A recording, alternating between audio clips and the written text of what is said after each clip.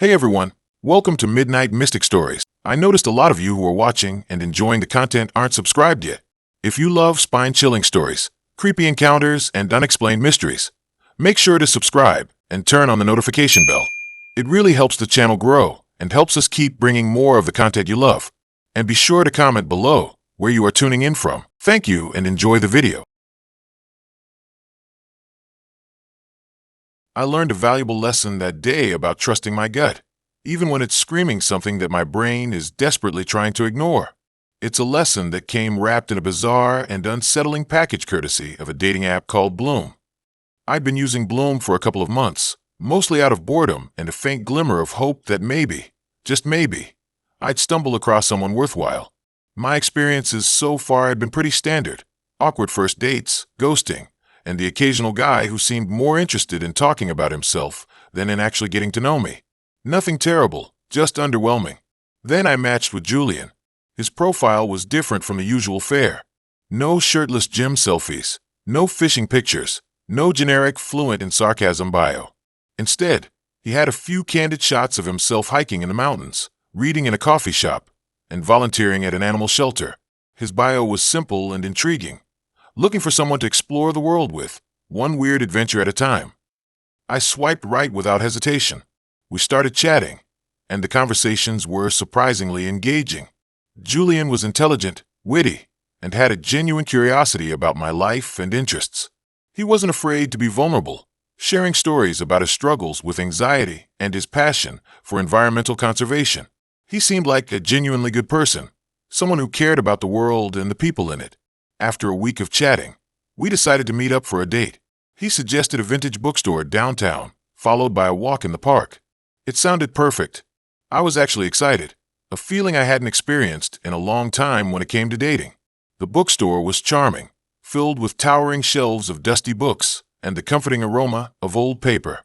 Julian was even more attractive in person. He had kind eyes, a warm smile, and a disarming sense of humor. We spent hours browsing the shelves, sharing our favorite authors and discovering new ones. It felt easy, natural, like we had known each other for years. The walk in the park was equally enjoyable. We strolled along the winding paths, talking about everything and nothing, laughing at silly jokes, and enjoying the crisp autumn air. As the sun began to set, Julian led me to a secluded bench overlooking a small pond. He turned to me, his eyes sparkling in the twilight, and said, "I'm really enjoying spending time with you." My heart fluttered. "Me too," I replied, feeling a genuine connection with him. He leaned in closer, and I thought he was going to kiss me. But instead, he said, "I have something I want to tell you." My stomach dropped. That sentence is never a good sign, right? He took a deep breath and said, "I'm not entirely who I seem to be." "Okay, that's definitely not good." I chuckled nervously. "What do you mean?" He hesitated for a moment, then said, "I'm a time traveler."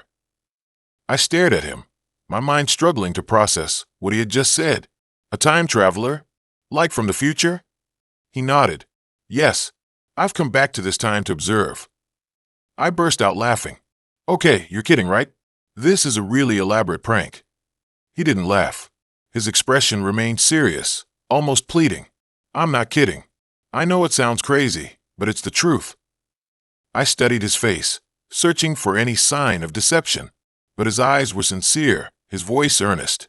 Maybe he was just delusional, or maybe he was on drugs, or maybe he was telling the truth. "Okay," I said slowly. "Let's say, for the sake of argument, that you are a time traveler. What does that even mean? What are you observing?" He leaned in closer, his voice dropping to a whisper. "I'm observing the trajectory of your life. I'm here to see if you make the right choices." "The right choices? What do you mean by that?" "In my time, you are a legend. You are known as the woman who saved the world." I blinked. "I saved the world? From what?" He shook his head. "I can't tell you. It would alter the timeline." "But if I'm already destined to save the world, why are you here? What's the point of observing me?" "Because your path is not set in stone. You can still deviate from the timeline. You can still make the wrong choices." "And what happens if I make the wrong choices?" He looked at me with a hint of sadness in his eyes. "Then the world will be doomed." I didn't know what to say. I was completely speechless. This had to be the most bizarre and unbelievable date I had ever been on. So, I finally managed to say, "You're telling me that my every decision is being scrutinized by a time traveler who claims that I'm destined to save the world?" He nodded. Yes. I stared at him for a long moment, then burst out laughing again. This is insane. This is the craziest thing I've ever heard. But even as I laughed, a small part of me couldn't shake the feeling that he might be telling the truth. There was something about his sincerity, his intensity, that made me question my own skepticism. "Okay," I said, trying to regain my composure. "Let's say I believe you. What do you want me to do? Do you have some kind of instructions for me? Some kind of checklist of right choices?" He smiled slightly. "No, I can't interfere directly. I can only observe and offer subtle guidance." "Subtle guidance? Like what?" "Like, trust your instincts. Follow your heart, and be wary of anyone who tries to control you." That was it. That was his profound advice for saving the world? I sighed. "Okay, time traveler. Thanks for the advice." He stood up. "I should go. I've said too much already." "Wait," I said. "Will I see you again?" He hesitated. "Perhaps, if the timeline allows it." He turned and walked away, disappearing into the darkness of the park. I watched him go, my mind reeling from the sheer absurdity of what had just happened. I sat on the bench for a long time, trying to make sense of it all. Was he crazy? Was he a con artist? Or was he actually a time traveler who had somehow stumbled into my life? I decided to go home and try to forget the whole thing. But as I walked back to my apartment, I couldn't shake the feeling that something significant had just happened. Over the next few weeks, I tried to put Julian out of my mind, but his words kept echoing in my head. Trust your instincts. Follow your heart. And be wary of anyone who tries to control you. I started paying closer attention to my life, to the people around me, to the decisions I was making. I realized that I had been letting other people control me for too long, that I had been ignoring my own instincts in favor of what I thought others wanted me to do. I had been in a dead-end job for years, afraid to take the risk of pursuing my passion for writing. I had been in a toxic relationship with a guy who constantly belittled me and tried to manipulate me. I had been suppressing my own dreams and desires in order to please others. Julian's words were a wake-up call. I decided to make some changes. I quit my job and started freelancing as a writer. I broke up with my boyfriend and started focusing on my own happiness. I started listening to my gut, trusting my intuition, and making choices that were aligned with my own values. It wasn't easy. There were times when I doubted myself, when I wondered if I was making the right decisions. But I kept reminding myself of Julian's words, of the possibility that my choices could have a profound impact on the future. One day, I was working on a story about environmental conservation when I stumbled across some information about a powerful corporation that was secretly polluting a local river. I was outraged. I decided to investigate further. I spent weeks researching the corporation, gathering evidence, and interviewing people who had been affected by their pollution. The more I learned, the more determined I became to expose their crimes. I wrote an article about my findings and submitted it to a major news outlet. To my surprise, they accepted it and published it on their website. The article went viral. People were outraged. Protests erupted. The corporation was forced to shut down their polluting factory. I had done it. I had made a difference. I had saved the river. As I watched the news coverage of the protests, I couldn't help but think of Julian. Had this been the moment he was observing? Had this been the event that would solidify my place in history as the woman who saved the world? I don't know if Julian was actually a time traveler. I don't know if I'm actually destined to save the world. But I do know that his words changed my life. They gave me the courage to trust my instincts, to follow my heart, and to make choices that are aligned with my own values. And that's a valuable lesson that I'll never forget. And I learned a valuable lesson that day about trusting my gut, even when it's screaming something that my brain is desperately trying to ignore, because sometimes, just sometimes, that gut feeling might be the only thing standing between you and saving the world, or at least, saving yourself. I should have trusted my instincts when Liam said he collected things. I really should have. It sounded quirky then, charming even. I envisioned vinyl records, vintage stamps, maybe old coins. Something harmless. Something that hinted at a personality beyond the endless scroll of gym selfies and generic travel pics that flooded dating apps these days. I swiped right on his profile because he had a picture of himself standing in front of a used bookstore, a genuine smile crinkling the corners of his eyes. His bio was simple: bookworm, coffee addict, aspiring collector of experiences. That last part was intriguing. We matched, we chatted, and he was witty, intelligent, and surprisingly self-aware. He wasn't pushy, didn't bombard me with compliments, and actually seemed interested in getting to know me, not just getting me into bed. So, when he suggested we meet for coffee, I said yes. I felt hopeful. Our first date was at a small, independent cafe. He arrived a few minutes early, holding a book, The Picture of Dorian Gray, which, in retrospect, should have been a massive red flag. He was even more attractive in person, with kind eyes and a disarming smile. We talked for hours about everything and nothing: books, movies, our families, our dreams. He was a good listener, asked thoughtful questions, and actually seemed to care about my answers. He even remembered small details from our online conversations, which was rare and, admittedly, flattering. He told me about his collection, vaguely hinting that it was something unusual, but refusing to elaborate. "It's better if I show you," he said with a playful smirk. "It's hard to explain." My curiosity was piqued. I liked a little mystery. It made him more interesting, more different. We went on several more dates over the next few weeks. We explored hidden bookstores, wandered through art galleries, and even went for a hike in the nearby mountains. He always paid attention, making sure I was comfortable and enjoying myself. He was a perfect gentleman, almost to a fault. There were no awkward fumbles, no clumsy attempts at physical affection. He was respectful, considerate, and genuinely kind. I started to fall for him hard. He finally invited me back to his place. "I want to show you my collection," he said, his eyes sparkling with anticipation. My heart skipped a beat. I was nervous, excited, and a little apprehensive. I had a feeling that whatever he was about to reveal was going to change everything. His apartment was in an old Victorian building, not unlike the one I used to visit with my grandmother during the summer. It was surprisingly cluttered, filled with antique furniture, dusty books, and strange artifacts. It looked like a museum, or maybe a curiosity shop. The air was thick with the scent of old paper and potpourri. "Welcome to my sanctuary," he said, gesturing around the room with a flourish. "What do you think?" I couldn't help but be impressed. It was unique. "It's interesting," I said, trying to sound enthusiastic. "You certainly have a lot of stuff." "Stuff," he chuckled. "This is not just stuff. This is my life's work. This is my passion." He led me through the apartment, pointing out various items and explaining their history. He had a collection of antique dolls, each with its own elaborate backstory. He had shelves filled with vintage medical equipment, including a rusty bone saw that made me shudder.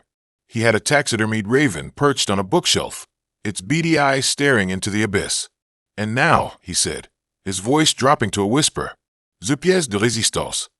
He led me down a narrow hallway to a heavy wooden door. He unlocked it with a key from a chain around his neck. "Prepare to be amazed," he said, a strange glint in his eyes. He opened the door, and I stepped inside. The room was dimly lit, illuminated by a single flickering bulb hanging from the ceiling. The air was thick and heavy, and the silence was deafening. I took a deep breath and tried to process what I was seeing. The room was filled with mannequins, dozens of them, standing in rows, their blank faces staring straight ahead. They were dressed in vintage clothing, each outfit carefully curated and meticulously preserved. At first, I thought they were just part of his collection of antiques. But then I noticed something else. The mannequins weren't all the same. Some of them were taller, some were shorter, some were thinner, some were cavia. Some of them had long hair, some had short hair, some had no hair at all. They were all different. They were all familiar. I started to walk down the rows, examining the mannequins more closely. I recognized the dress that I wore on our first date, the scarf that I had lost at the art gallery, the earrings that I had borrowed from my best friend. My breath caught in my throat. Then I saw her, a mannequin dressed in a replica of my favorite outfit, a blue sundress with white polka dots. She had long brown hair, just like mine. She had the same birthmark on her neck. She was me, or at least, a horrifying imitation of me. I spun around, my heart pounding in my chest. "What is this?" I demanded, my voice trembling. Liam was standing in the doorway, a strange smile on his face. "My collection," he said softly. I told you it was unusual. But these mannequins, they're dressed in my clothes, I stammered, my mind reeling. That one, it looks like me. Of course, he said, his smile widening. You're my muse. My inspiration. I've been collecting you. Piece by piece. He stepped closer, his eyes fixated on me. I've been watching you for a long time, he whispered. I know everything about you. Your favorite books, your favorite movies, your favorite coffee. I know your hopes, your dreams, your fears. You're crazy, I said, taking a step back. You're absolutely insane. Crazy, he chuckled. No, darling. I'm an artist, and you are my masterpiece. He reached out to touch me, and I recoiled in horror. Don't touch me, I screamed. I turned and ran, pushing past him and out of the room. I sprinted down the hallway, desperate to escape. He chased after me, his footsteps echoing behind me. I fumbled with the doorknob, finally managing to unlock it and burst out into the street. I didn't stop running until I reached my car. I jumped inside, locked the doors, and sped away, tears streaming down my face. I didn't look back. I didn't want to see him. I never wanted to see him again. I went straight to the police station and told them everything. They took my statement, but they seemed skeptical. They said they couldn't do anything without a warrant. They needed more evidence. I spent the next few days in a state of panic. I changed my locks, installed a security system, and slept with a baseball bat next to my bed. I was terrified that he would come after me. I couldn't shake the feeling that he was watching me. The police finally got a warrant and searched his apartment. They found a mannequin room, just as I described. They found the clothes, the accessories, the photos. They even found a journal filled with detailed descriptions of my daily activities. Liam was arrested and charged with stalking and harassment. He pleaded not guilty, claiming that he was just an eccentric artist and that the mannequins were simply part of his artistic expression. But the evidence was overwhelming. He was convicted and sentenced to several years in prison. I tried to move on with my life, but the experience had changed me. I was more cautious, more suspicious, more afraid. I had trouble trusting people. I avoided dating apps. I even considered moving to a different city. I should have trusted my instincts when he said he collected things. I should have seen the red flags. I should have run the other way. But I was blinded by his charm, his intelligence, and his seeming kindness. I wanted to believe that he was different. I wanted to believe that I had finally found someone special. I learned a valuable lesson that day. Sometimes, the most dangerous people are the ones who seem the most normal. And sometimes, the things that seem charming and quirky are actually warning signs of something much darker. Okay, so dating apps. Everyone's got a story, right? Some are funny, some are awkward, and some are just plain meh. Mine started pretty typical. I'd been single for about a year after a long-term relationship, and my friends were all pushing me to get back out there. Just put yourself out there, they'd say, like it was as easy as ordering a pizza. So, begrudgingly, I downloaded Bumble. At first, it was kind of fun, swiping through profiles, judging people based on their 3 photos and a quirky bio. I matched with a few guys, had some okay conversations, but nothing really clicked. Then I matched with Liam. He was different. His profile was more thoughtful than most. He had a few pictures of him hiking, one of him playing guitar, and his bio said something about being a bookworm looking for adventure. It was cliché, sure, but it was also genuine. We started chatting, and the conversation flowed easily. We talked about books, movies, music, our families, our dreams. He was funny, intelligent, and surprisingly insightful. After a week of texting, we decided to meet up for coffee. The date went great. He was even more charming in person, and we talked for hours. We had so much in common. It was almost scary. We went on a few more dates after that. A picnic in the park, a movie night at his place, a concert downtown. Things were progressing quickly, but it felt right. I was actually starting to feel excited about something again, which was a welcome change. Liam was different from anyone I'd ever dated. He was kind, considerate, and genuinely interested in getting to know me. He remembered the little details I told him. He always made an effort to make me feel special, and he treated me with respect.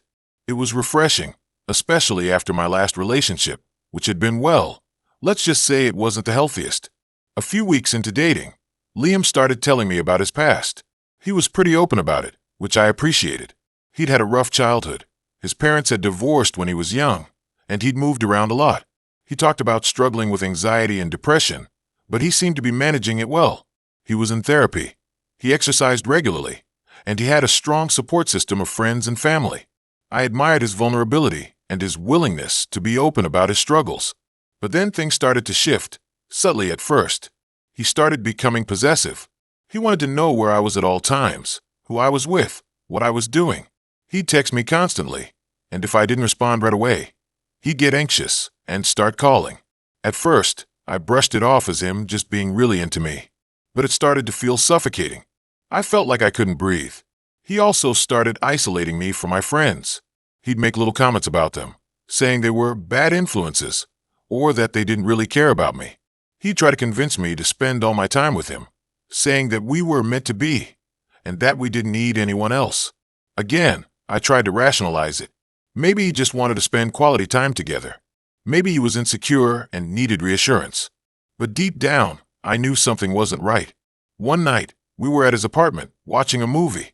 I got a text from one of my friends, inviting me to a party the following weekend. I told Liam about it, and he got really quiet. He didn't say anything for a few minutes. Then he turned to me and said, "You're not going, are you?" I was taken aback. "What? Of course I am. I haven't seen my friends in ages." He frowned. "But I thought we were going to spend the weekend together. I had planned a whole thing." "I didn't know anything about this whole thing, Liam. Besides, I want to see my friends." He sighed dramatically. "I just don't understand why you always prioritize them over me. It's like you don't even care about my feelings." I was starting to get annoyed. "That's not fair, Liam. I do care about your feelings, but I also have a life outside of you, and I'm not going to give that up just because you want me to." He stood up and started pacing the room. "I just want to be with you, that's all. I want to be your whole world." "That's not healthy, Liam. You can't expect me to be your whole world. That's too much pressure." He stopped pacing and stared at me, his eyes intense. "I just love you so much," he said, his voice barely a whisper. "I don't want to lose you." "You're not going to lose me, Liam, but you need to give me some space. You can't keep trying to control me." He didn't say anything. He just kept staring at me, his eyes filled with a mixture of sadness and anger. I felt a chill run down my spine. I decided to go home. I told Liam I was tired and wanted to go to bed. He didn't try to stop me, but he didn't say goodbye either. As I was walking to my car, I felt like I was being watched. I glanced around, but I didn't see anyone. I shrugged it off and got in my car, locking the doors behind me. I started the engine and pulled out of the driveway. As I was driving away, I glanced in my rearview mirror. I saw Liam standing on the porch, watching me. His face was obscured by the shadows, but I could see his eyes. They were burning with an intensity that scared me. I didn't sleep well that night. I kept tossing and turning, haunted by Liam's eyes. I couldn't shake the feeling that something bad was going to happen. The next day, I decided to distance myself from him. I didn't respond to his texts or calls. I avoided him at work. I just needed some space to figure things out. But he didn't make it easy. He kept showing up at my apartment unannounced. He'd call me incessantly, leaving rambling voicemails.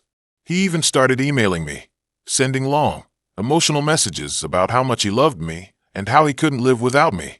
I was starting to feel genuinely scared. I knew I needed to end things with him, but I didn't know how. I was afraid of what he might do. I talked to my friends about it, and they were all worried too. They encouraged me to break up with him in a public place, where he couldn't cause a scene. So I agreed. I texted Liam and told him I needed to talk to him. I suggested meeting at a coffee shop downtown. He agreed, but he seemed off. His texts were short and cryptic. He kept saying things like, "We need to fix this, and I can't lose you." When I arrived at the coffee shop, Liam was already there, sitting at a table in the back. He looked pale and agitated. He was fidgeting with his hands and avoiding eye contact. I sat down across from him, my heart pounding in my chest. "Liam," I said, "we need to talk." He looked up at me, his eyes filled with a desperate plea. "I know," he said. "I know what you're going to say." I don't think this is working," I continued. "I need some space, and I don't think we're compatible." He reached across the table and grabbed my hand. His grip was surprisingly strong. "Please, don't do this," he begged. "I can change. I'll be whatever you want me to be." I tried to pull my hand away, but he wouldn't let go. "Liam, you're hurting me," I said, my voice trembling. He didn't release my hand. He just stared at me, his eyes growing darker and more intense. He started saying how he had put his whole life aside for me, and that he deserved a chance, and he didn't care how much I fought back, how I was hurting him, and I needed to pay the price for what I've done to him. "You're mine now," he screamed. "How dare you lead me on?" That's when I knew I was completely screwed. I screamed, and some of the people in the cafe looked at me. "Help!" I yelled. "Please, someone help!" A man and his son stepped in and pried Liam away from me. Liam was yelling about how I belonged to him and how I was trying to trick him. He continued to yell as I was escorted away. That moment, I never felt so unsafe. I never would have dated again if it wasn't for my friends. I wish I could scrub the entire month from my memory, honestly. Especially that Tuesday. It started like any other day. Wake up, shower, attempt to tame my hair into something resembling presentable, grab a coffee and a bagel, and head to the office. But somewhere between my second cup of coffee and lunch, my friend Sarah convinced me to download Eternally Yours, this new dating app everyone was raving about. Apparently, it used some fancy algorithm to match you with your soulmate based on your astrological chart, your deepest desires, and your favorite flavor of ice cream. I roll, right? I am not usually one for that kind of thing, but I was in a dating slump and feeling particularly vulnerable. So, against my better judgment, I caved. The sign-up process was intense, like seriously invasive. It asked about everything from my childhood traumas to my political views. I even had to answer a questionnaire about my relationship with death. It was unsettling, but Sarah insisted it was all part of the magic. "Trust the process," she kept saying. I filled out the profile with a mix of honesty and cautious optimism, uploaded a few flattering, but not too flattering, photos, and waited. Within hours, the app delivered its verdict. My eternal match was a guy named Julian. His profile picture showed a handsome man with piercing blue eyes and a charming smile. He listed his interests as hiking, philosophy, and obscure indie films. He seemed perfect. Too perfect. We started messaging each other, and the conversation flowed effortlessly. He was witty, intelligent, and surprisingly empathetic. He asked thoughtful questions and seemed genuinely interested in getting to know me. It was like he was reading my mind, anticipating my thoughts before I even voiced them. We talked for hours every night, and I found myself falling for him hard and fast. After a week of intense online communication, we decided to meet in person. He suggested a secluded hiking trail just outside the city. I hesitated at first. Meeting someone you met online in a remote location felt like a scene from a horror movie. But Julian assured me it was safe. He said he knew the trail well and that it was a beautiful spot to connect with nature and each other. He had a way of making me feel safe, even when my instincts were screaming otherwise. So, on that fateful Tuesday, I drove out to the trailhead, butterflies fluttering in my stomach. The air was crisp and cool, the leaves were turning golden, and the scenery was breathtaking. I spotted Julian waiting for me near the entrance, and my heart skipped a beat. He was even more handsome in person. We greeted each other with a warm hug, and I immediately felt a sense of comfort and ease. We started hiking, the trail winding through the dense forest. We talked and laughed, sharing stories and dreams. The connection I felt online translated seamlessly into real life. It was like we had known each other for years. As we ventured deeper into the woods, the trail became steeper and more secluded. I started to feel a little uneasy, but Julian reassured me that we were almost at our destination, a hidden waterfall he had discovered on one of his solo hikes. We finally reached the waterfall, and it was even more stunning than I had imagined. The water cascaded down the rocks, creating a misty spray that shimmered in the sunlight. Julian led me to a secluded spot near the base of the falls, where we sat down on a large, moss-covered rock. We sat in silence for a moment, just listening to the sound of the water and soaking in the beauty of our surroundings. It was a perfect moment. Too perfect. Julian turned to me, his blue eyes sparkling with an intensity that made me shiver. He reached out and gently brushed a strand of hair from my face. "I feel like I've known you my whole life," he said, his voice soft and hypnotic. "It's like we were destined to be together." I smiled, feeling a warmth spread through my chest.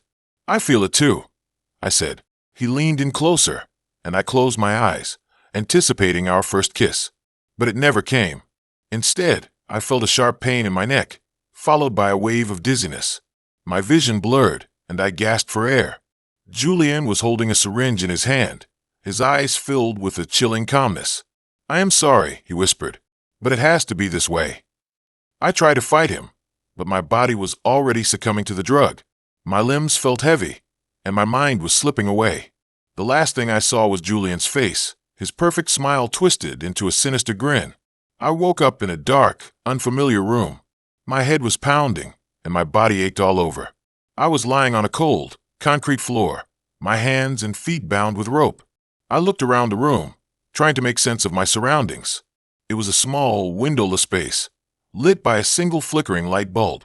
The walls were bare, except for a few rusty pipes and a collection of disturbing drawings, scrawled in what looked like blood.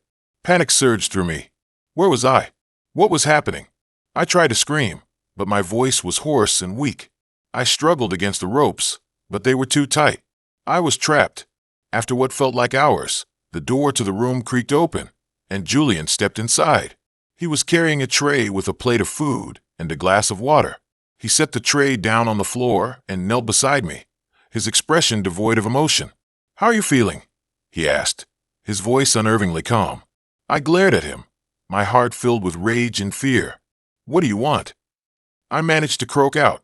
He smiled, a slow, deliberate smile that sent shivers down my spine. "I want you to be mine," he said. "Forever." He explained that he had been searching for his eternal match for years, and that he was certain I was the one. He had been watching me, studying me, learning everything about me. The dating app was just a tool he used to lure me into his trap. He told me that he had prepared a special place for us, a secluded cabin in the woods where we could live together in blissful isolation. He believed that true love required sacrifice, and that he was willing to do whatever it took to keep us together. I was horrified. He was delusional, completely detached from reality. I knew that I had to escape, but I had no idea how. Over the next few days, Julian kept me captive in the room. He would bring me food and water, talk to me about his plans, and occasionally subject me to bizarre rituals and tests. He seemed obsessed with the idea of proving our compatibility, subjecting me to psychological games and emotional manipulation. I tried to reason with him, to appeal to his humanity, but it was no use. He was lost in his own twisted fantasy. One evening, while Julian was out of the room, I managed to loosen the ropes around my wrists. It took hours of painstaking effort, but I finally freed myself. I quietly crept out of the room and into the hallway.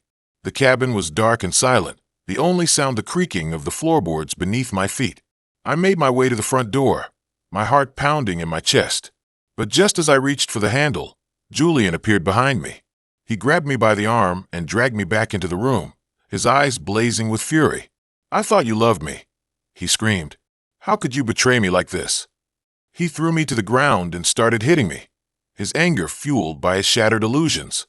I fought back as best as I could, kicking and scratching, but he was too strong. Just when I thought he was going to kill me, I saw an opportunity. I grabbed a heavy candlestick from the table and swung it at his head. He crumpled to the ground, unconscious. I didn't hesitate. I ran out of the cabin and into the woods, not stopping until I reached a main road. I flagged down a passing car, and the driver called the police. When the authorities arrived, they found Julian still unconscious in the cabin. He was arrested and charged with kidnapping, assault, and attempted murder. I spent several weeks in the hospital, recovering from my injuries and trauma. I was lucky to be alive. The trial was a media circus. Julian pleaded insanity, but the jury didn't buy it. He was found guilty on all charges and sentenced to life in prison. I testified against him, recounting the horrifying details of my captivity. It was the hardest thing I've ever had to do, but I knew I had to speak out, to warn others about the dangers of online dating and the importance of trusting your instincts. I am still haunted by what happened that day, by the memory of Julian's twisted smile and the chilling realization that I had almost become his victim. I've tried to move on with my life, but the scars remain. I have trouble trusting people, and I avoid dating apps like the plague. Sometimes, I wonder what would have happened if I hadn't downloaded that app, if I hadn't been so vulnerable and desperate for connection. But I know that dwelling on the past won't change anything. All I can do is learn from my mistakes and try to rebuild my life, one day at a time. I still dream of that secluded hiking trail. I also sometimes imagine I am still being watched, but I am not sure if it's my paranoia or I really am. I just wish I could forget what happened that day. It started like any other modern romance story. Swiping right on a dating app. A flurry of messages. A coffee date that stretched into hours. Liam seemed normal. Actually, scratch that. He seemed better than normal. He was charming, genuinely interested in what I had to say, and had this way of making me feel like I was the only person in the room. He wasn't conventionally handsome, more like endearingly quirky, with a gap-toothed smile and perpetually messy hair. But his eyes were intense, a deep, almost hypnotic blue. We bonded over our shared love of indie movies, vintage bookstores, and obscure music. He'd send me links to articles he thought I'd find interesting, and I'd reciprocate with recommendations for new coffee shops and hiking trails. It felt easy, natural, like we'd known each other for years, which, looking back, is probably the first red flag I should have noticed. Things moved fast. Our second date was a picnic in a secluded park.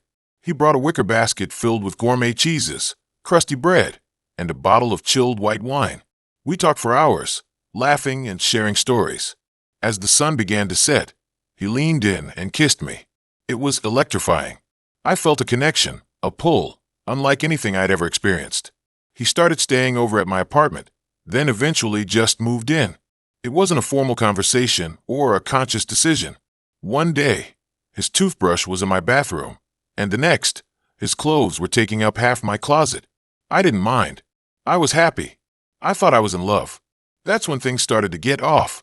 Subtle at first, almost imperceptible. He became increasingly possessive, not in a jealous, accusatory way, but in a subtly controlling manner. He started questioning my plans, wanting to know exactly who I was seeing, where I was going, and what I was doing every moment of the day. He'd say it was because he cared, because he missed me, because he wanted to be with me all the time. And I, like a fool, ate it up. He didn't like me spending time with my friends. He'd make comments about how they were bad influences, or how they didn't understand our relationship.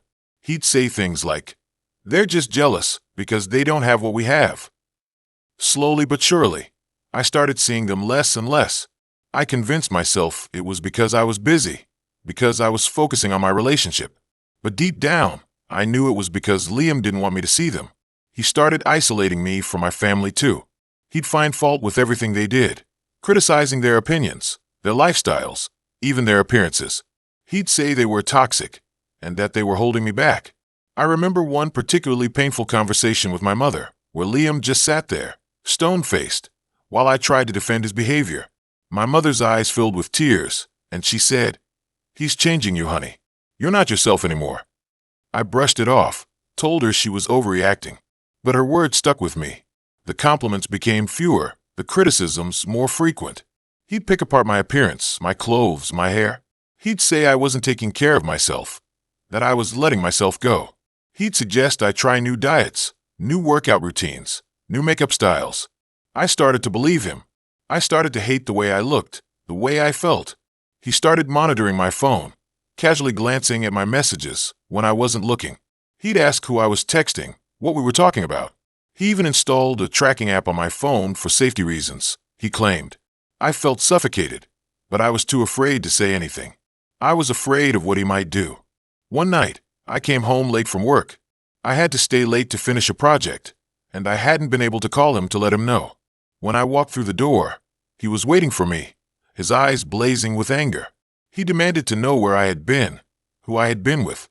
I tried to explain, but he wouldn't listen. He accused me of cheating, of lying, of betraying him. He grabbed my phone and started scrolling through my messages, his anger escalating with each passing second. He found a text from a male co-worker asking if I wanted to grab lunch sometime. That was it. He exploded. He started yelling, screaming obscenities. He threw my phone against the wall, shattering the screen. He grabbed me by the arm, his grip so tight it left bruises. He pushed me against the wall, his face inches from mine. "You're mine," he hissed. "You belong to me. You're not going anywhere." I was terrified. I had never seen him like this before. I tried to push him away, but he was too strong. He pinned me against the wall, his body pressed against mine. I could feel his anger, his possessiveness, his desperation. I managed to break free and ran to the bedroom, locking the door behind me. I huddled in the corner, sobbing, my body shaking uncontrollably. He started pounding on the door, demanding that I open it. I refused. He eventually gave up and stormed out of the apartment. I stayed in the bedroom all night, too afraid to move. I didn't sleep. I just lay there, listening to the silence, trying to make sense of what had happened. The next morning, he was gone. His clothes were gone. His toothbrush was gone. Everything was gone. He had vanished without a trace. He didn't leave a note, didn't send a text, didn't call. He just disappeared. I was relieved, but I was also confused. Why did he leave? Where did he go? Was he coming back? I spent the next few weeks trying to piece my life back together. I reconnected with my friends, apologized to my family, and started going to therapy. I realized how much he had manipulated me, how much he had isolated me, how much he had changed me. I started to heal, slowly but surely. I started to feel like myself again. Then one day, I received a package in the mail. It was a small, unmarked box. I hesitated before opening it, a sense of dread washing over me. Inside the box was a single object, a photograph of me, taken through my apartment window. It was a recent photo, taken just a few days before. On the back of the photo, scrawled in black ink, were 3 words, "I'm always watching." I froze. My blood ran cold. He was still out there. He was still watching me. I called the police, but they said there was nothing they could do without more evidence. They told me to be careful, to lock my doors, to be aware of my surroundings. I moved again, this time to a different city. I changed my phone number, deleted my social media accounts, and tried to disappear. But I still can't shake the feeling that he's out there, somewhere, watching me. I still have nightmares about him, about his eyes, about his possessiveness. I still jump at every shadow, every sudden noise. I'm still trying to make sense of what happened, trying to understand how I could have been so blind, so naive. I'm still trying to heal, trying to move on. But I know that I'll never be the same. I'll never trust someone as easily as I did before. I'll always be looking over my shoulder, wondering if he's out there, watching me.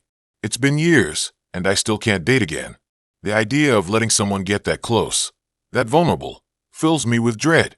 I see couples holding hands, laughing together, and I feel a pang of longing, but it's quickly replaced by a wave of fear. What if I choose wrong again? What if I miss the signs? What if he comes back? I replay the events in my head constantly, searching for clues, for warnings I missed. Was it the intensity in his eyes? The speed at which things progressed? The subtle criticisms disguised as concern? I can't pinpoint a single moment, a specific red flag, but rather a gradual erosion of my self-worth, a slow creep of control that I didn't recognize until it was too late. Sometimes I wonder if I imagined it all, if I'm exaggerating the events in my mind, turning a bad relationship into a horror story. But then I remember the bruises, the shattered phone, the note on the back of the photograph, and I know it was real. It happened, and it changed me forever. The worst part is the uncertainty.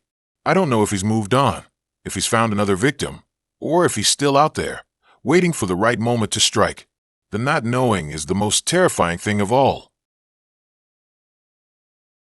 Okay, so where do I even start? It all started innocently enough, I guess. Like any other rom-com meets horror movie cliché. It was summer, I was bored, and my best friend convinced me to download this dating app called Connect. It wasn't like Tinder or Bumble, where it's all about swiping based on looks. Connect was supposed to be about shared interests and values, which sounded promising, I guess. I filled out my profile honestly, said I was a bookworm, loved hiking, and was looking for someone with a good sense of humor and a kind heart. Basic, right? I matched with this guy named Daniel almost immediately. His profile said he was a writer, loved old movies, and volunteered at an animal shelter. Dreamy, I know. We started chatting, and it was easy. We talked about everything, our favorite books, our families, our biggest fears. He seemed genuinely interested in getting to know me, and I felt the same way about him. After a week of nonstop texting, he asked me out. He suggested this cozy little Italian place downtown that I'd always wanted to try. I was nervous, but excited. The date was perfect. He was even more charming in person. We talked for hours, laughing and sharing stories. He had this way of looking at me that made me feel like I was the only person in the world. He even brought me a small, antique copy of my favorite book, Wuthering Heights. I know, cliché, but it was so thoughtful. At the end of the night, he walked me back to my apartment and kissed me goodnight. It was the kind of kiss that made my knees weak and my stomach flutter. I was smitten. We started seeing each other constantly. Weekends were spent hiking in the mountains, exploring local bookstores, or cuddling up on the couch watching old movies. He was attentive, thoughtful, and always made me feel special. It felt like everything I had ever wanted in a relationship was finally coming true. He met my friends, who adored him. My family loved him. Even my cynical grandma gave him the thumbs up. It was like something out of a movie. But here's where the genre switches. About a month into the relationship, things started to get weird. Subtle things at first. He'd start showing up at my apartment unannounced, saying he just wanted to surprise me. He'd call me multiple times a day, asking what I was doing, who I was with. He'd get jealous if I mentioned spending time with my friends without him. At first, I chalked it up to him being really into me. I mean, who wouldn't want to be adored, right? But then it started to feel suffocating. One evening, I told him I was going out for drinks with my friends from work. He got this look in his eyes, this cold, possessive glare that I'd never seen before. He tried to convince me to stay home, saying he had a special surprise planned. I told him I'd already made plans and that I really wanted to see my friends. He finally relented, but not before giving me a long, lingering hug that made my skin crawl. As soon as I left, I had this overwhelming feeling of dread. I couldn't shake the feeling that I was being watched. I kept looking over my shoulder, but I didn't see anything. I tried to ignore it and focus on having fun with my friends, but I couldn't relax. Every time my phone buzzed, I jumped, expecting it to be Daniel. He ended up calling me 3 times during the night. Each time, he'd ask the same questions. Where are you? Who are you with? When are you coming home? I started giving short answers, trying to end the calls as quickly as possible. When I finally got home, I found Daniel sitting on my doorstep, waiting for me. He looked exhausted and disheveled. He stood up as I approached, his eyes filled with a strange mixture of anger and desperation. Where were you? He asked, his voice tight. I told him I was out with my friends, just like I said I would be. He didn't believe me. He accused me of lying, of cheating on him. I tried to reason with him, to explain that I just needed some time with my friends, but he wouldn't listen. He was convinced that I was betraying him. The argument escalated quickly. He started yelling, saying things that were hurtful and untrue. I was scared and angry. I told him to leave, that I needed some space. He refused. He grabbed my arm, his grip tightening painfully. You're not going anywhere, he said, his voice low and menacing. You're mine. I tried to pull away, but he wouldn't let go. I started to panic. I managed to break free of his grip and ran inside, slamming the door shut and locking it. I stood there, trembling, listening to him pound on the door, screaming my name. I called the police, but by the time they arrived, he was gone. They took a report and told me to get a restraining order. I spent the rest of the night terrified, hiding in my apartment, jumping at every sound. The next day, I went to the courthouse and filed for a restraining order. I changed my locks, installed security cameras, and told my friends and family everything that had happened. They were all shocked and supportive. I thought that was the end of it. I thought that the restraining order would keep him away. But I was wrong. He started harassing me online. He'd send me hundreds of emails, text messages, and social media messages, filled with apologies, threats, and bizarre ramblings. He'd create fake profiles to follow me and my friends. I blocked him on everything, but he'd just find another way to reach me. Then, the gifts started arriving. Creepy, unsettling gifts. A dead bird left on my doorstep. A bouquet of black roses. A framed photo of me, with my eyes scratched out. Each gift came with a note, filled with cryptic messages and veiled threats. I reported everything to the police, but they said there was nothing they could do unless he physically harmed me. I felt helpless and trapped. One night, I was coming home from work when I noticed something strange. My apartment door was slightly ajar. I froze, my heart pounding in my chest. I slowly pushed the door open and stepped inside. The apartment was dark and silent. I reached for the light switch and flicked it on. What I saw next still haunts my dreams. Daniel was standing in the middle of my living room, surrounded by candles. He was wearing a white suit and holding a bouquet of white lilies. His eyes were vacant, his face pale and gaunt. I just wanted to show you how much I love you, he said, his voice barely a whisper. I screamed and ran toward the door, but he grabbed me. He dragged me back into the living room, his grip like a vice. I fought him with all my strength, but he was too strong. He pushed me onto the couch and held me down, his face inches from mine. "We're meant to be together," he said, his voice growing louder. "Forever." I saw a glint of metal in his hand. A knife. I screamed again, but no one could hear me. He raised the knife above his head, his eyes filled with madness. Just then, the door burst open. My best friend, Sarah, and her boyfriend, Mark, rushed in. They had been worried about me and decided to check on me. Mark tackled Daniel to the ground, while Sarah pulled me away. I was shaking and sobbing, unable to speak. The police arrived moments later and arrested Daniel. He was charged with stalking, harassment, and attempted murder. He's currently in a psychiatric facility, awaiting trial. I'm still dealing with the trauma of what happened. I have nightmares every night. I'm afraid to be alone. I'm afraid to trust anyone. I'm in therapy, trying to heal and move on.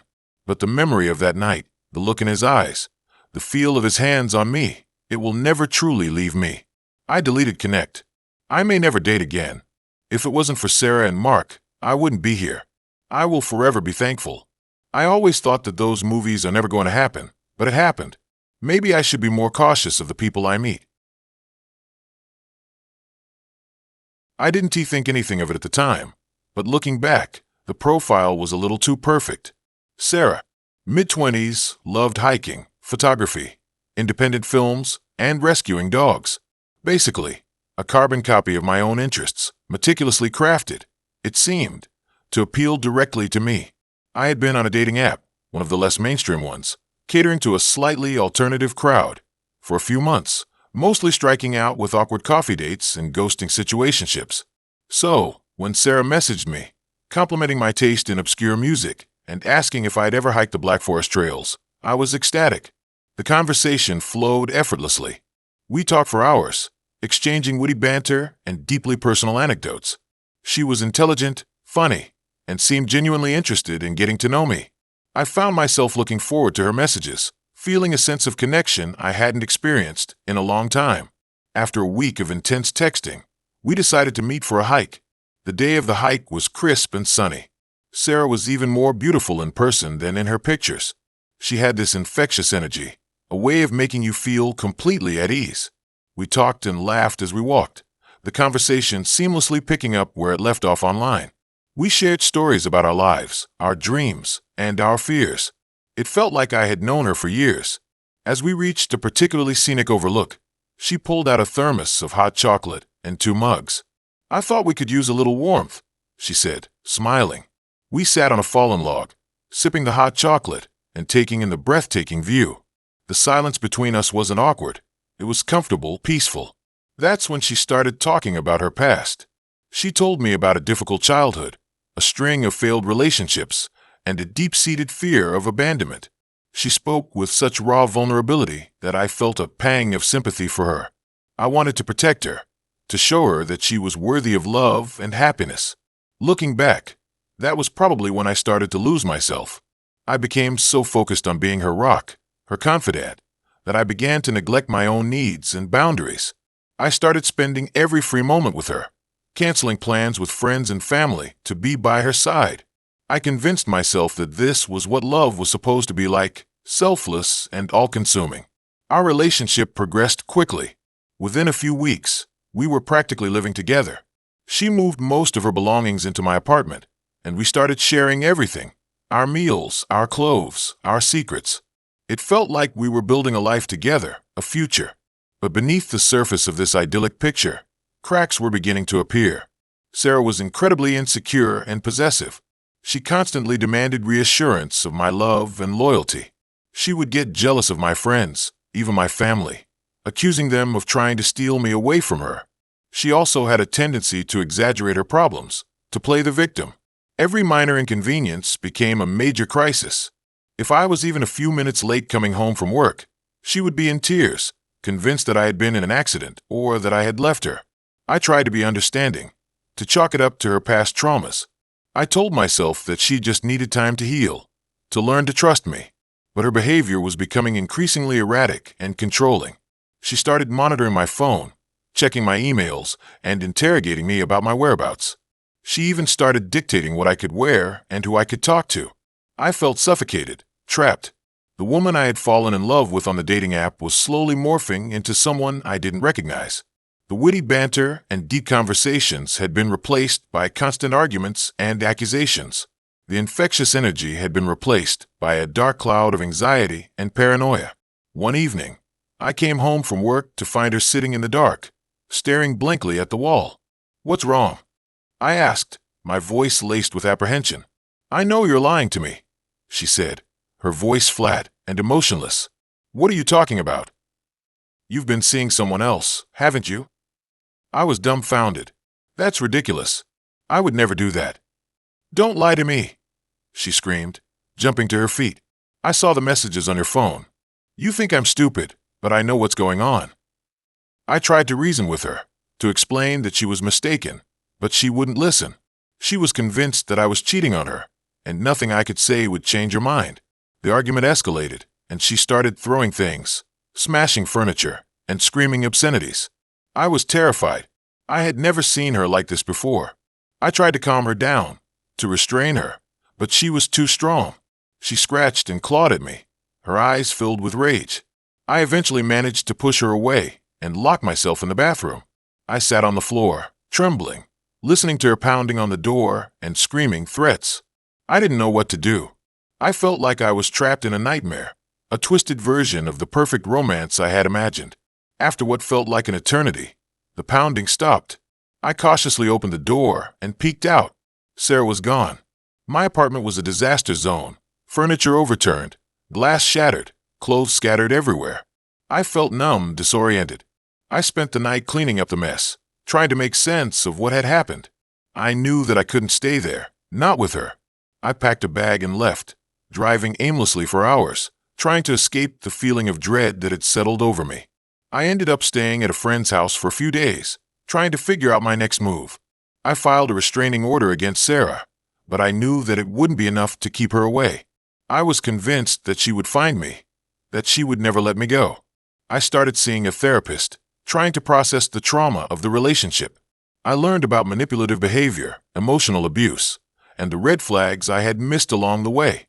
I realized that Sarah had been grooming me from the beginning, carefully crafting a persona that would appeal to my vulnerabilities and insecurities. I also learned that I wasn't the first person she had done this to. My therapist told me that she had seen several other patients who had been targeted by similar individuals, people who preyed on lonely and vulnerable individuals through online dating platforms. The experience shattered my trust in people. It made me question my own judgment, my own ability to discern genuine connection from calculated manipulation. It took me a long time to heal, to rebuild my life, and to learn to trust again. Even now, years later, I still have moments of anxiety and paranoia. I still find myself second-guessing my instincts, wondering if the people I meet are truly who they say they are. I'm still wary of online dating, of the ease with which people can create false personas and lure unsuspecting victims into their web. I didn't think anything of it at the time, but that seemingly perfect profile on that obscure dating app turned out to be a carefully constructed trap, one that nearly destroyed me. It was a harsh reminder that not everything is as it seems, and that sometimes the most dangerous monsters are the ones who pretend to be your soulmate. I'm lucky I made it out. I still think about the others. I'm not sure they did. So, I'm usually pretty good at judging people. I consider myself a decent judge of character, you know?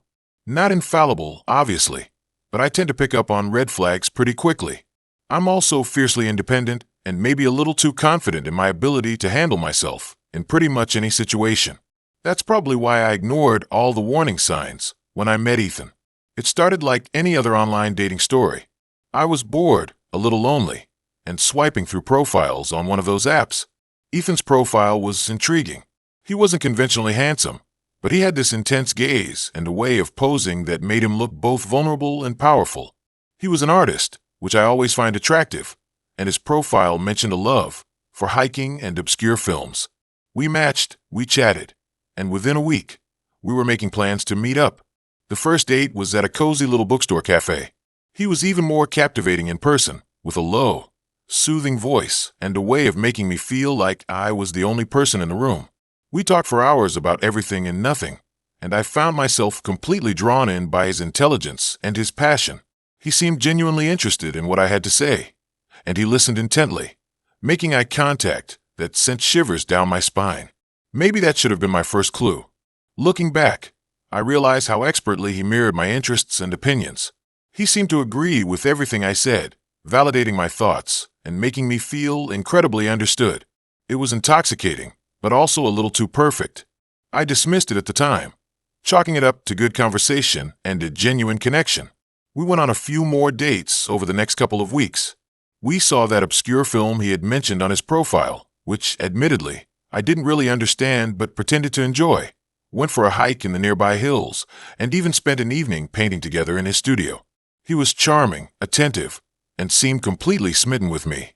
He showered me with compliments, telling me how beautiful, intelligent, and unique I was. The thing is, things started to feel off during the third date.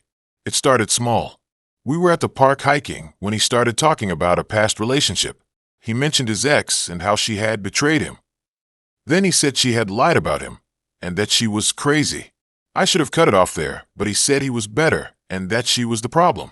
It was the studio visit that really set off alarm bells. His studio was in a converted warehouse on the outskirts of town. The place was dark and cluttered, with canvases stacked against the walls and the air thick with the smell of oil paint. He showed me his work, which was disturbing. Lots of dark, abstract pieces with unsettling imagery. He explained that his art was an expression of his inner turmoil, a way of processing his pain and anger. He started getting intense. He would stare at me with those eyes, and he would not break eye contact for as long as he was talking. It got to a point where he started to not blink. That night, after he dropped me off at my apartment, I couldn't shake the feeling that something was wrong. I tried to rationalize it, telling myself that I was just being paranoid, but the unease persisted. I started doing some digging online. I searched his name, his art, anything I could find, and that's when I found it. An old blog post from a woman who claimed to have dated him a few years earlier.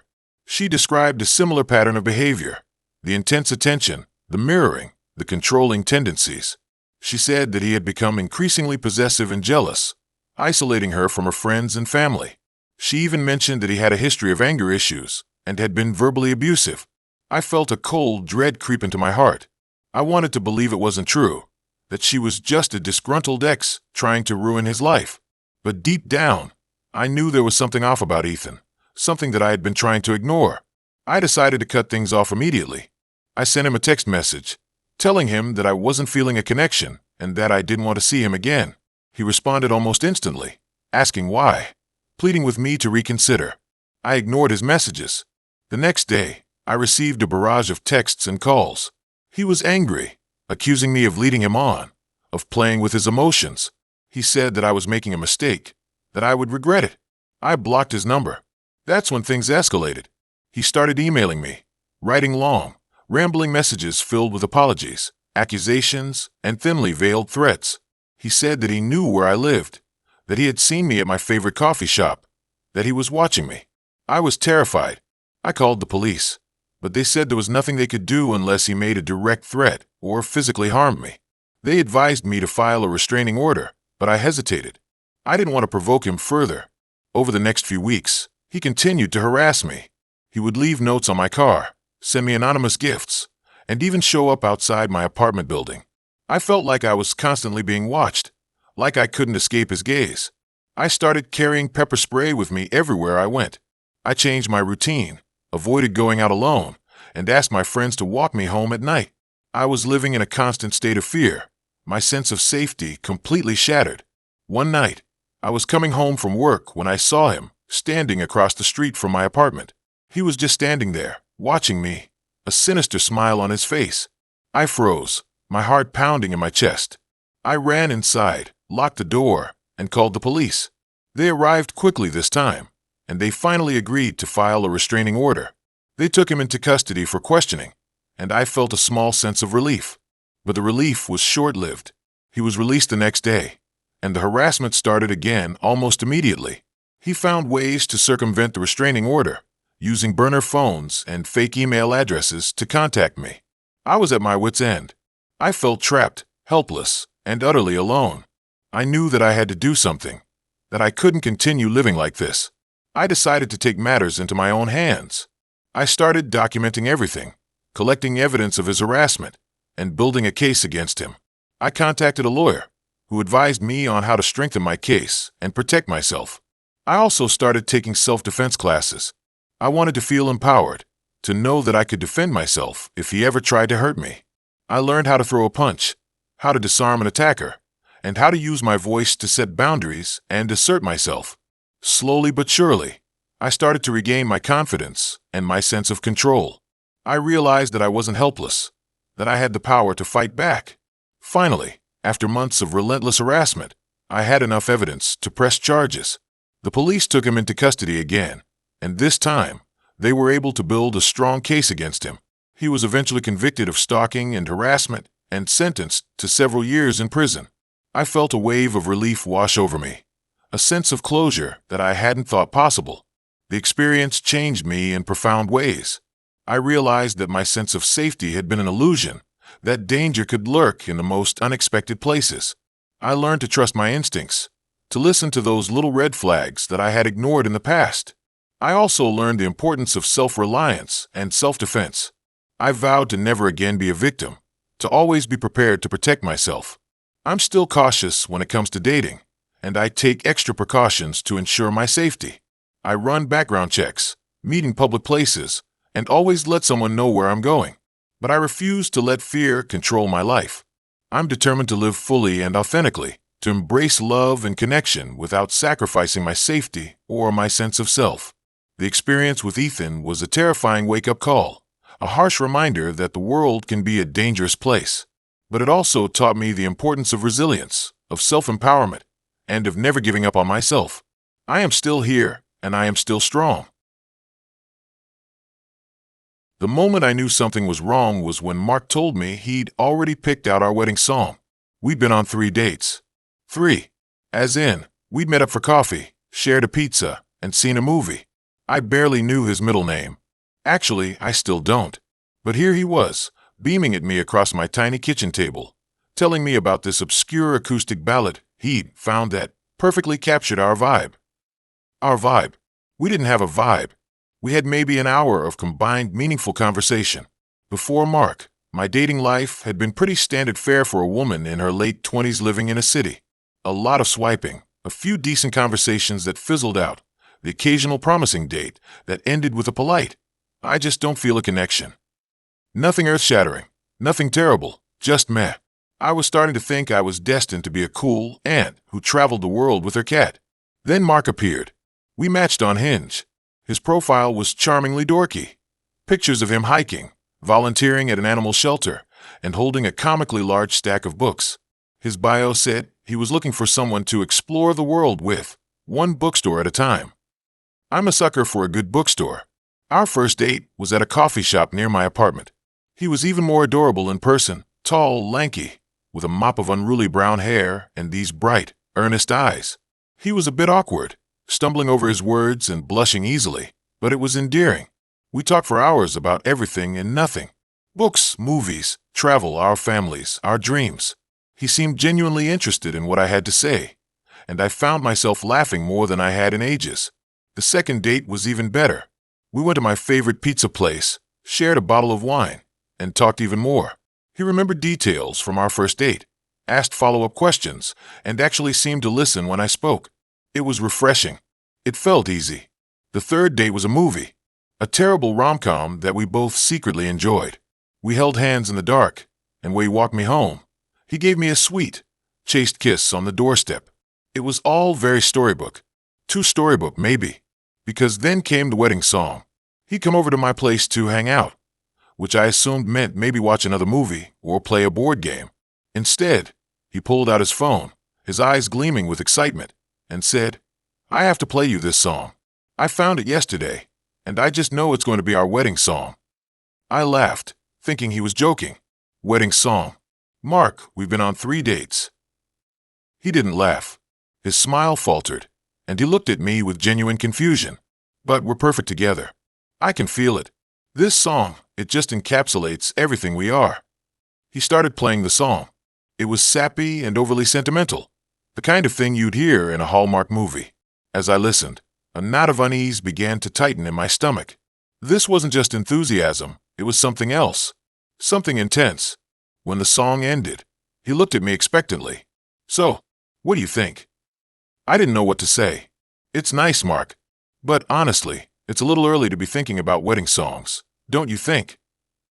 His face fell. "But I thought you felt it too." "Felt what, Mark?" "That we're meant to be together. That this is fate." I stared at him, speechless. Fate. We'd met on an app.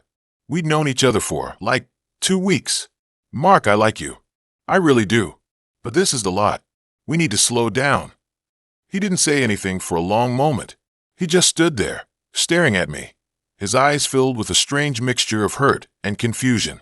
Then he blinked, and the confusion seemed to melt away, replaced by a determined look. "Okay," he said, his voice low and serious. "Okay, we can slow down. But I know what I feel. And I'm not going to give up." He left shortly after that. I locked the door behind him and leaned against it, feeling a shiver run down my spine. Something was definitely wrong. I tried to brush it off, told myself I was overreacting. He was just a bit intense, a bit eager. It wasn't a crime, but the feeling of unease lingered. Over the next few days, Mark's behavior became increasingly odd. He started texting me constantly, sending me good morning messages, asking about my day, telling me how much he missed me. It wouldn't have been so bad if we'd been in a relationship, but we weren't. It felt suffocating. He also started showing up at places I hadn't told him I'd be. He happened to be at my favorite coffee shop when I went to grab a latte. He just decided to take a walk in the park at the same time I did. He even surprised me at my yoga class, despite me never mentioning that I went to yoga. Each time, he acted like it was a complete coincidence, but his eyes held this knowing glint that made my skin crawl. I started avoiding him. I stopped answering his texts, made excuses when he called, and changed my routines to avoid running into him. But it didn't work. He always seemed to find me. One evening, I was walking home from work when I noticed him across the street. He was standing in the shadows, watching me. When I made eye contact, he smiled and waved. I panicked. I ducked into a nearby store and hid until I was sure he was gone. When I finally emerged, I practically ran the rest of the way home, my heart pounding in my chest. I locked all the doors and windows, drew the curtains, and turned on every light in the apartment. I felt like I was being hunted. I knew I had to do something.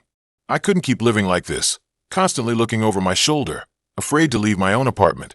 The next day, I decided to confront him.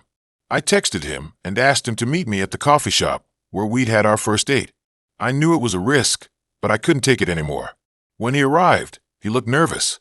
He kept fidgeting with his hands and avoiding eye contact. "Mark," I said, my voice trembling slightly. "We need to talk." He nodded, his eyes wide and anxious. "I know," he said softly. "I know I've been a lot. I really like you. And I don't want to mess things up." "You are messing things up, Mark. You're scaring me.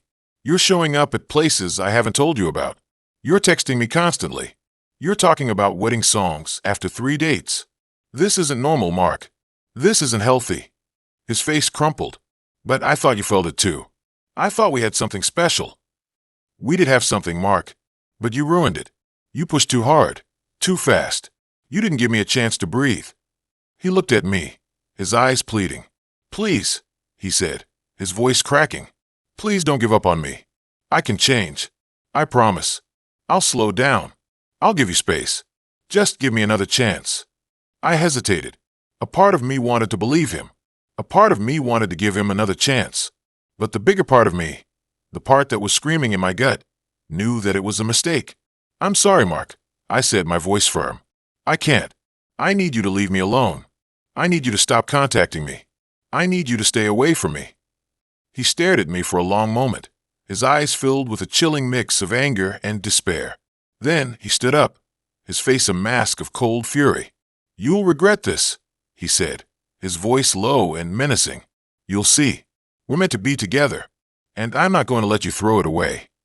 He turned and walked away, leaving me sitting there, shaking with fear. I immediately blocked his number and deleted him from all my social media accounts. I told my friends and family what had happened, and they all urged me to file a restraining order. I considered it, but I didn't have any concrete evidence that he'd threatened me. It was just a feeling, an instinct. But that instinct was enough. I moved. I packed up my life and moved to a different city, a place where Mark would never find me. I changed my number, got a new job, and started a new life. It wasn't easy. I was constantly looking over my shoulder, afraid that he'd show up. But slowly, gradually, the fear began to fade. I started to feel safe again. I started to trust people again. I even started dating again, cautiously, tentatively. I'm still wary, still a little bit afraid of getting too close to someone too quickly. But I'm learning to trust my instincts, to listen to that little voice in my head that tells me when something is wrong. And I'm grateful that I listened to it when Mark told me he'd picked out our wedding song, because that was the moment I knew that something was very, very wrong, and that I needed to get out. Now. Okay, so dating in a small town is, well, it's a thing. Everyone knows everyone, and if they don't know you, they definitely know about you. I'm talking about Harmony Creek, population hovering just under 3,000 souls, where the biggest excitement is the annual county fair and the gossip travels faster than the creek after a heavy rain. I'd been back in Harmony Creek for about 2 years after escaping to the city for college. City life was exciting, sure, but also expensive and exhausting. I missed the quiet, the familiar faces, and honestly, I missed my mom's cooking. So, I packed up my tiny apartment and traded skyscrapers for sprawling cornfields. The downside, the dating pool in Harmony Creek is more like a puddle.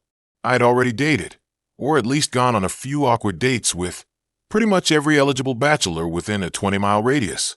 There was Billy, the tractor salesman who talked more to his phone than to me. Mark, the high school football coach who peaked in high school, and even a disastrous outing with my second cousin, twice removed. Yes, that's how small this town is. So, naturally, I turned to the internet. Dating apps felt like a whole different world. A world where I wasn't instantly judged based on my family history or my awkward teenage years. I could present the best version of myself, filter out the obvious weirdos, and maybe, just maybe, find someone who wasn't related to me. That's how I met Jake. His profile was normal, refreshingly normal. He had a decent picture of himself smiling, a few casual shots of him hiking and playing guitar, and a bio that said he was looking for someone down to earth and fun. He worked as a software developer, which was a definite plus in a town dominated by farming and manufacturing. We matched. We chatted for a few weeks, and he seemed nice. Genuinely nice. He asked about my interests, my job, my family. He actually listened when I talked, and he didn't bombard me with cheesy pickup lines or unsolicited shirtless pics. We decided to meet for coffee at the local diner, a place where everyone knew everyone's order.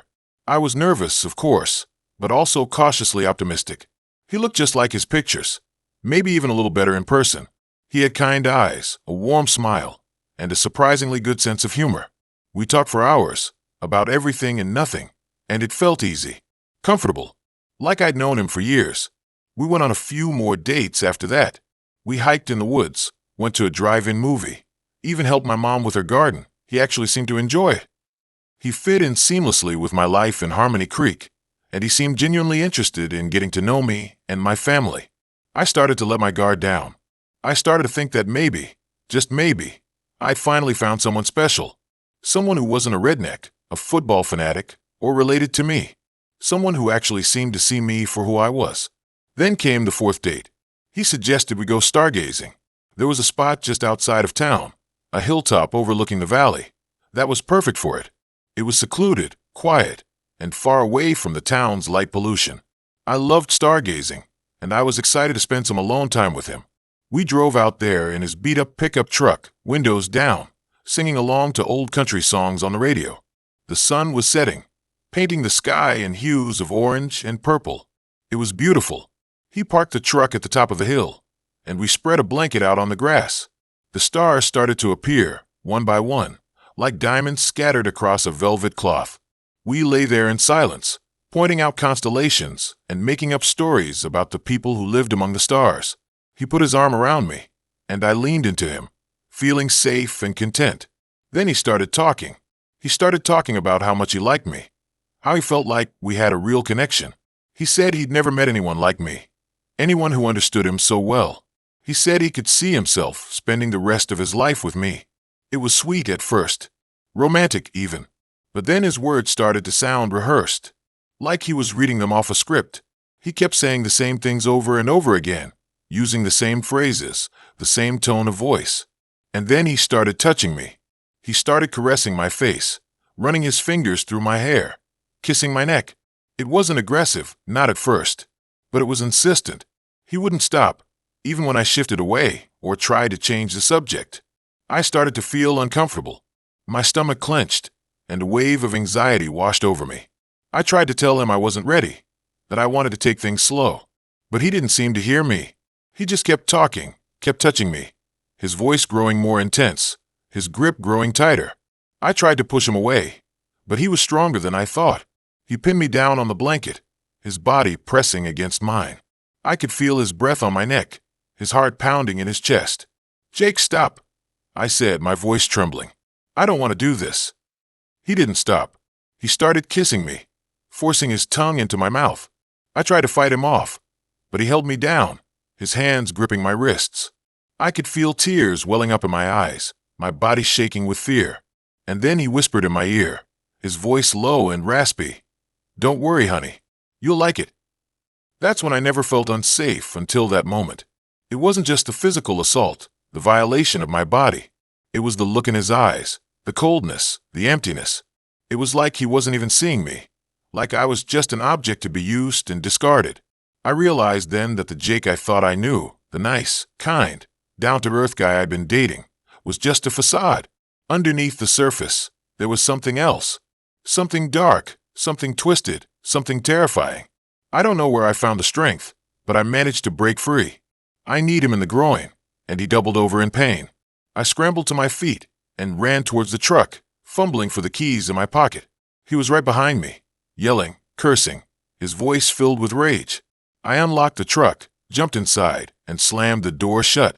I started the engine and sped away, leaving him standing there on the hilltop, silhouetted against the starry sky. I drove back to town as fast as I could, tears streaming down my face.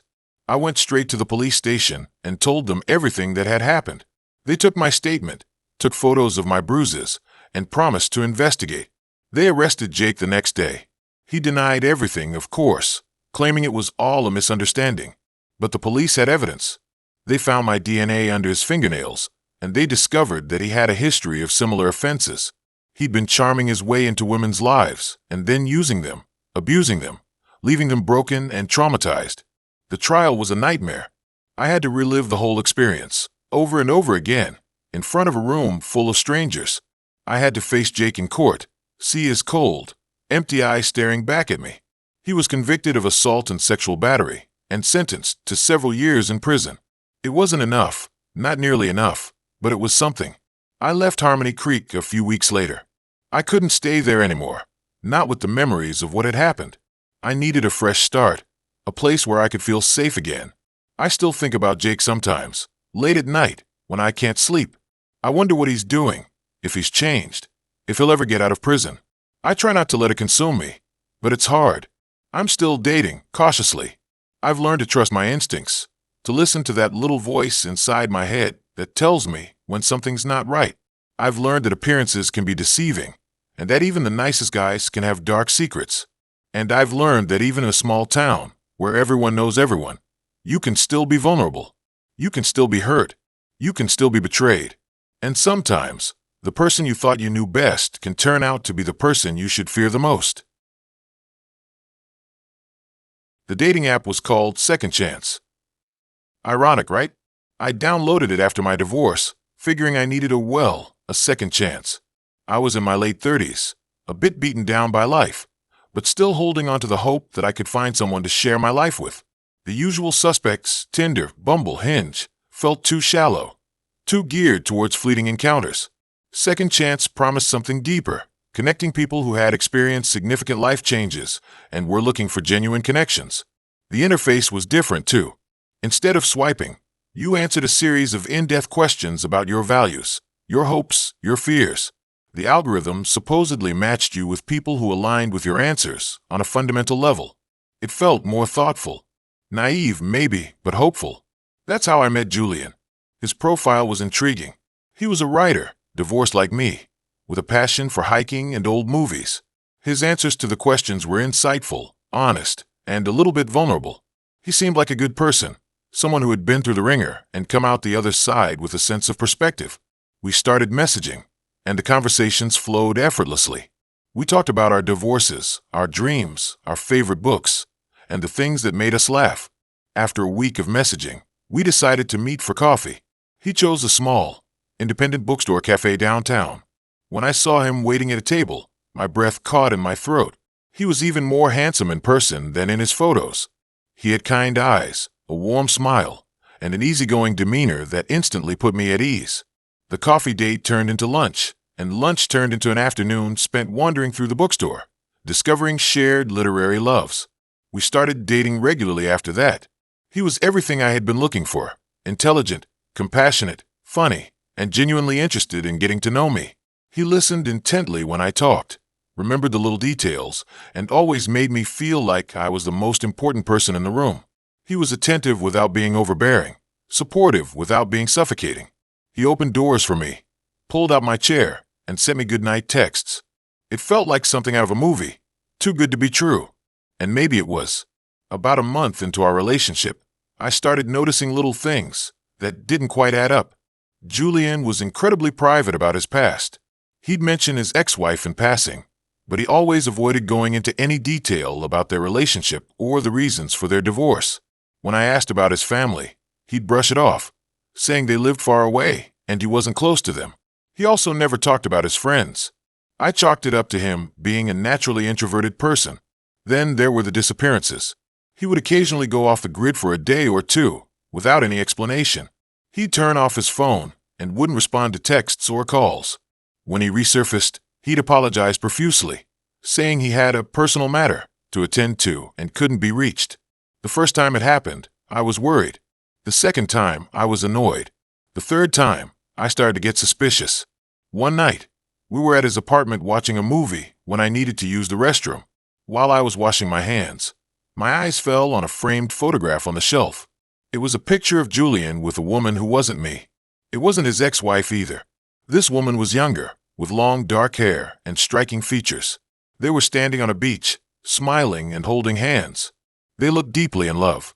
I couldn't help myself. I picked up the photo and looked at it more closely. That's when I noticed something chilling. Scrawled in tiny letters on the back of the photo was a date. It was a date from just a few months before I met Julian. If they were in love, why was he on a dating app? When I came back to the living room, I confronted him about the photo. He went pale and stammered, trying to explain. He said the woman was an old friend from college, and they had taken the photo on a trip a long time ago. I didn't believe him for a second. The date on the back of the photo was too recent. We argued, and he eventually admitted that he had been seeing someone else when we started dating. He said he had broken things off with her before things got serious with me. He claimed it was a mistake, a moment of weakness, and he deeply regretted it. I was furious. I felt betrayed and used. I stormed out of his apartment and drove home in tears. I spent the next few days agonizing over what to do. Part of me wanted to forgive him. I cared about him deeply, and I didn't want to lose him. But the other part of me couldn't shake the feeling that he was hiding something, that there was more to the story than he was letting on. Against my better judgment, I decided to give him another chance. He promised he would be honest with me from now on, that he would tell me everything. I wanted to believe him, but the seed of doubt had already been planted. I started doing some digging into his past. I searched his name online, but very little came up. He had a minimal social media presence, and there were no news articles or public records associated with him. It was almost as if he didn't exist before I met him. This made me even more suspicious. I asked my friend Sarah, who works in law enforcement, to run a background check on him. A few days later, Sarah called me with the results. What she told me sent a shiver down my spine. Julian wasn't his real name. His real name was David Miller. He had a criminal record, including arrests for assault and stalking. He had also been investigated in connection with the disappearance of a young woman 5 years ago, but he was never charged due to lack of evidence. I was horrified. The man I had fallen in love with was a dangerous criminal. The disappearances, the privacy, the lies, it all made sense now. I was terrified for my safety. I immediately blocked his number, deleted him from all my social media accounts, and changed my locks. I contacted the police and told them everything I knew. They took my statement and opened an investigation, but they couldn't do much without more evidence. I went into hiding, staying with friends and family, afraid that he would find me. I felt like I was living in a thriller. The police advised me to stay away from my apartment and change my routine. I was constantly looking over my shoulder, fearing that he was watching me. Weeks turned into months, and I started to feel a little safer. The police hadn't found him, but they assured me they were still looking. I tried to move on with my life, but the fear was always there, lurking in the back of my mind. One day, I received a package in the mail. It was a small, unmarked box. My heart pounded in my chest as I cautiously opened it. Inside, there was a single photograph. It was a picture of me, taken without my knowledge, standing outside my apartment building. On the back of the photo, scrawled in the same tiny letters I had seen on the picture of his friend, was a single, chilling sentence. "I'm always watching." That's when I realized the scariest part of the whole ordeal wasn't the criminal record or the disappearances or even the stalking. It was the realization that I had let him into my life, into my heart, and that he had seen me, truly seen me, in a way that no one else ever had. He knew my vulnerabilities, my fears, my deepest desires, and he had used that knowledge to manipulate me, to control me, to terrify me. The scariest part was realizing how easily I had been deceived, how willingly I had opened myself up to someone who was capable of such darkness. I moved again, this time to a different state. I changed my name and cut off contact with everyone I knew. I started therapy and tried to rebuild my life, but the scars of what happened will always be there. I still struggle with trust, and I'm hesitant to form close relationships. The experience taught me a hard lesson about the dangers of online dating and the importance of trusting your instincts. I still think about Julian sometimes, wondering where he is and what he's doing. I hope he's caught and brought to justice. But more than that, I hope that no one else has to experience the terror and betrayal that I went through. I hope that my story can serve as a warning to others, a reminder to be cautious and vigilant, even when you think you found the perfect match. Because sometimes, the perfect match is just a carefully constructed facade, hiding a darkness you can't even imagine. The dating app notification pinged on my phone, shattering the quiet hum of the laundromat. Another match. Another potential disappointment lurking behind a curated profile. After a string of dating disasters, I was starting to think I was cursed. First there was Mark, who turned out to be married, a detail conveniently omitted from his profile. Then there was David, who spent the entire date talking about his taxidermied squirrel collection. And let's not forget about Chad, who ghosted me after I politely declined his offer to invest in his cryptocurrency scheme. So yeah, I was a little jaded. This time, the app presented me with Ethan. His photos were different, not professionally shot or overly filtered like most profiles, but candid and slightly blurry. One showed him laughing with friends at a concert, another was a close-up of his hands holding a guitar, and a third was a landscape shot of a misty forest. His bio was simple: "I like music, hiking, and deep conversations." No shirtless gym selfies, no boasts about his six-figure income, just genuine-sounding interests. Intrigued, I swiped right. We matched instantly. Our initial conversations were surprisingly engaging. We talked about our favorite bands, our dream travel destinations, and our shared love of books. Ethan was articulate, thoughtful, and had a dry wit that made me laugh. He didn't bombard me with cheesy pickup lines or pressure me to meet up right away. It felt refreshing. After a week of texting, he suggested we go for a hike. I hesitated. Hiking alone with a stranger felt a little risky, but I was also drawn to his low-key vibe and the prospect of escaping the city for a few hours. Plus, his profile mentioned he had a dog, and I'm a sucker for dogs. I decided to be cautious. I told a friend where I was going, shared Ethan's profile, and promised to check in every few hours. I also packed pepper spray and a small pocket knife, just in case. Paranoia? Maybe. But I wasn't taking any chances. The day of the hike dawned bright and sunny.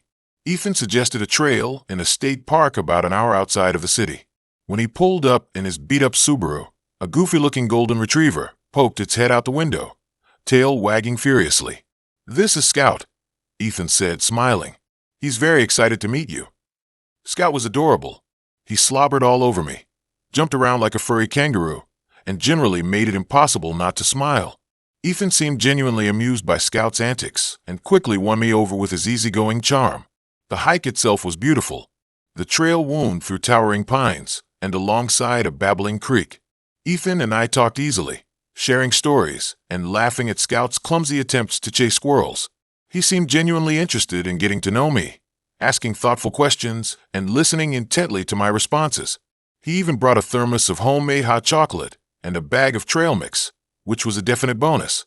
As we hiked deeper into the woods, I started to relax. The fresh air, the sunshine, and Ethan's easygoing company were working their magic. For the first time in a long time, I felt hopeful. Maybe, just maybe, I had finally found someone who wasn't a complete disaster. We reached a scenic overlook with breathtaking views of the surrounding mountains.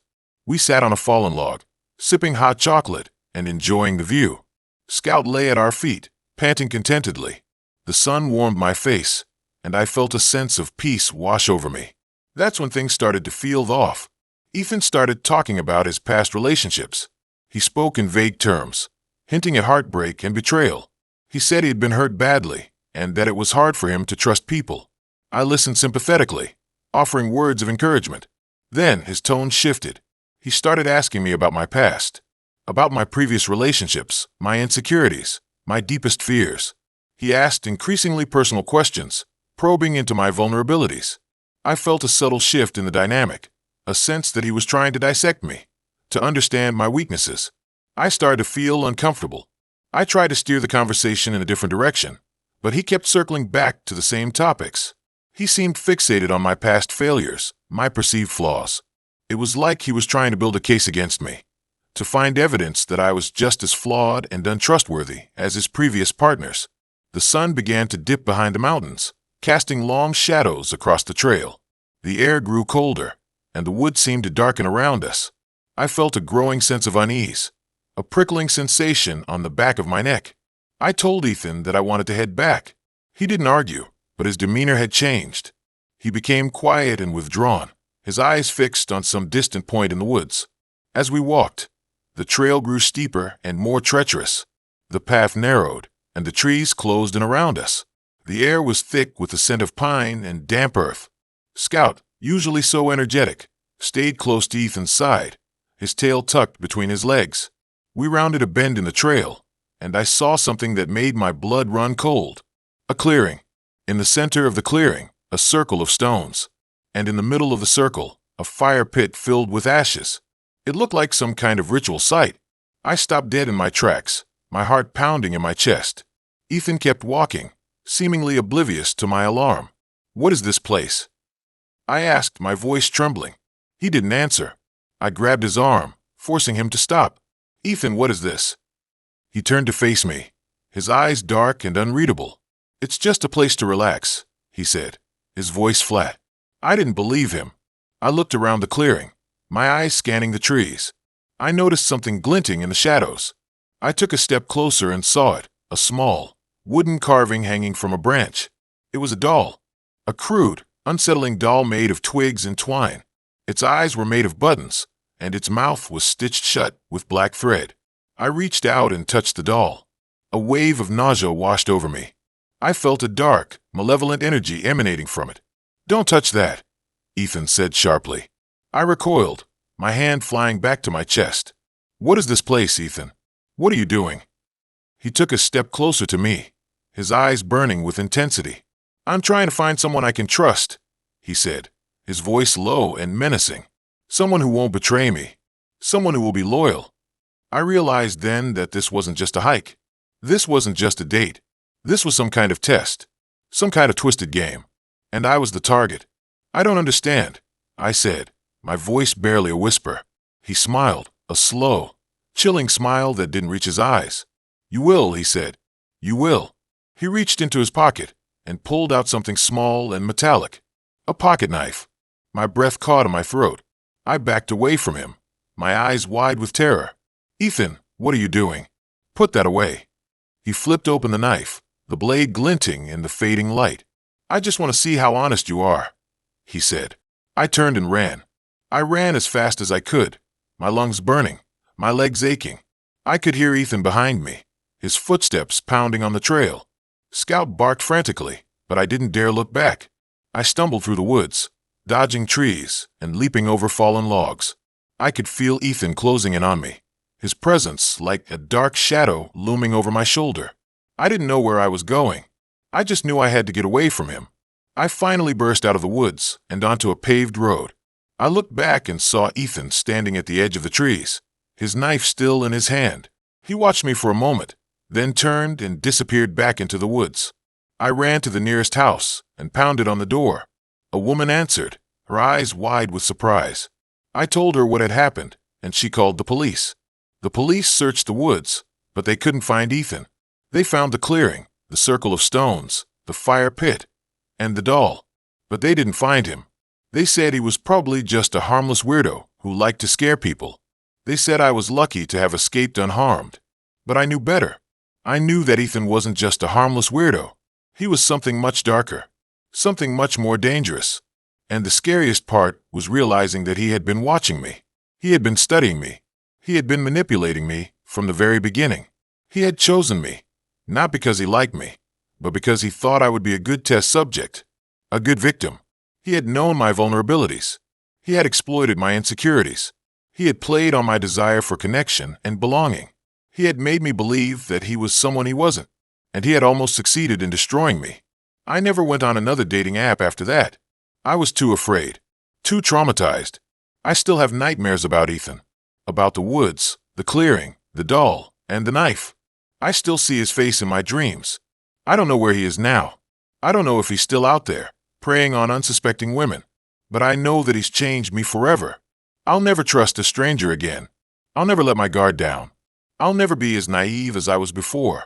Because I learned the hard way that some monsters don't wear masks. They wear smiles. They tell you what you want to hear. They make you feel safe until it's too late.